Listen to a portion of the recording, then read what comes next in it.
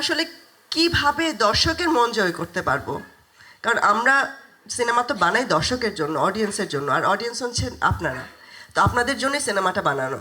তো রাক্ষস ও বরবাদ যেরকম আমরা বানিয়েছিলাম আপনাদের জন্য, রাক্ষসও আমরা এভাবে বানাচ্ছি এবং আমরা আমাদের বেস্টটা দিয়ে চেষ্টা করছি যেন রাক্ষস আরও ভালো করে, আরও ভালো কিছু আপনাদের সামনে নিয়ে আসতে পারি, আপনারা যেন নতুন কিছু দেখতে পান।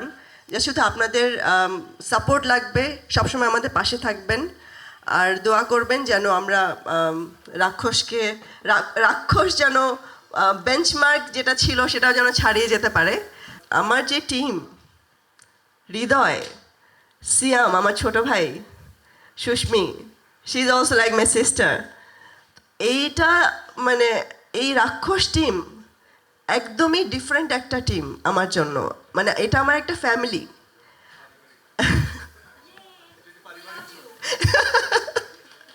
এটা এটা একদমই আমার ফ্যামিলির মতো। এখন